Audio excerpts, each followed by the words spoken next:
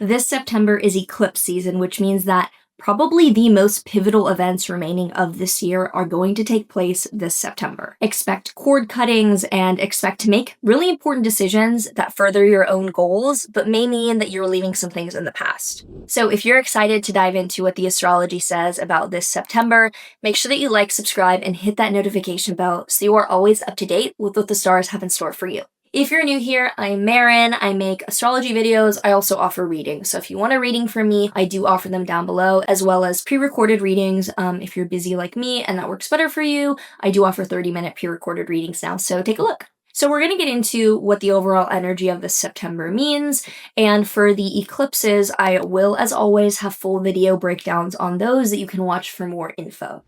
So there's a lot going on this September. So we start out on the 1st with Saturn retrograde re-entering Pisces. So I have a full video on what Saturn and Neptune in Aries mean, which is the majority of Saturn's next 3 years.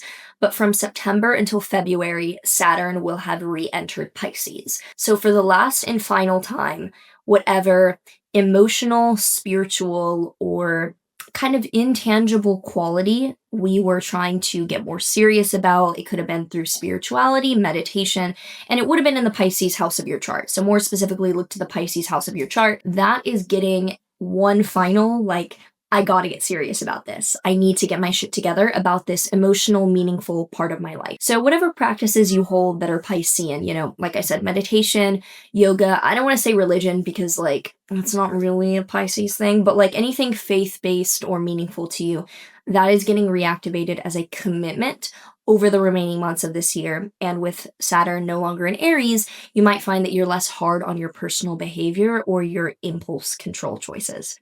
So from the 1st to the 11th, Uranus in Gemini is also going to trine Pluto in Aquarius exactly. So you might find that during this time, the potential for immediate ideas to become something that really transforms you is very pertinent. This is not really a personal transit, but you might feel like you're getting sudden impulses during these first 11 days to do things that will require a lot of personal growth, but are very exciting. Then on the 3rd, Mercury in Virgo is going to square Uranus in Gemini. So on the 3rd, just be cautious for very abrupt, abrasive, chaotic communication that you might feel very annoyed and like you want to shock or offend people with very specific words that will inflame them. Then from the 3rd to the 6th, Mars in Libra is going to square Jupiter in Cancer. This is not a bad transit, even though it involves Mars.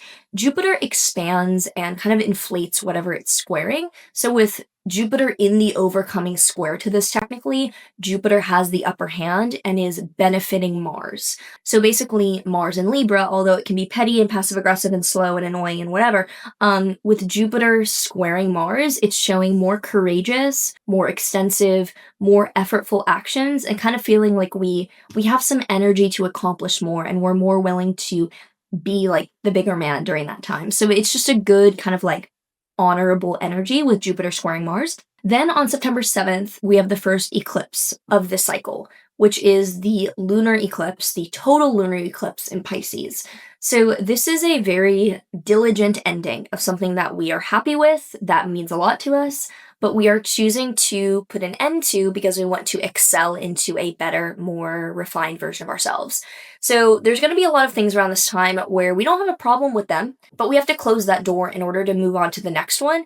And it's a pretty sober, logical ending around this time. Then from the 12th to the 14th, there's a Sun-Mercury Cazimi conjunction in Virgo, which shows insight or clarity or awareness of something coming to light around the 12th to the 14th. Then on the 17th to the 18th, Mercury in Virgo will oppose Saturn in Pisces.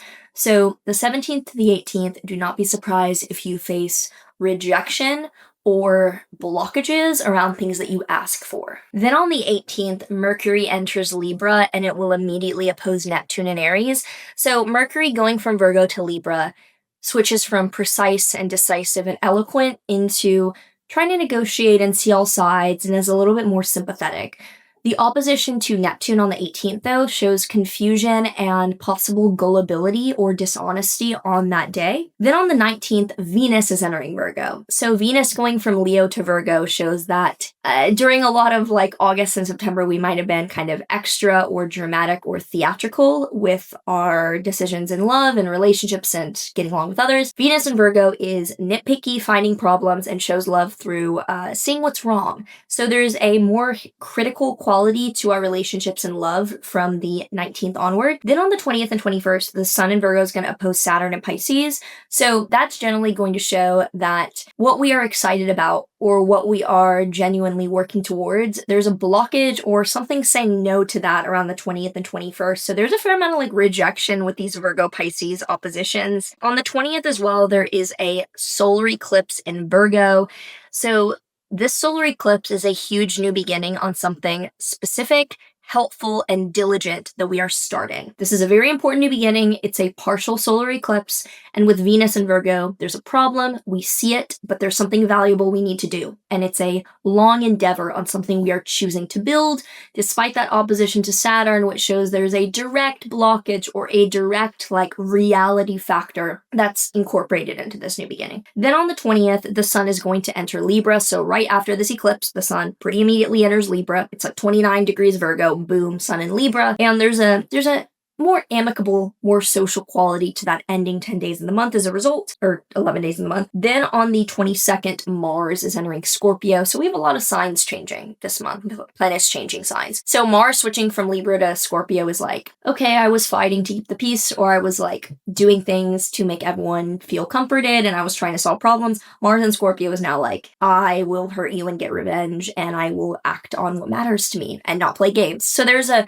Mars in its own sign is very direct and very forceful, and I like Mars in Scorpio. So that's a easier transit than Mars in Libra generally. And from the 23rd to the 24th, the Sun in Libra is going to oppose Neptune in Aries, which can show confusion about what our goals are and what we want to pay attention to from the 23rd to the 24th during that time. Also on the 25th, Mars in Scorpio is going to square Pluto in Aquarius.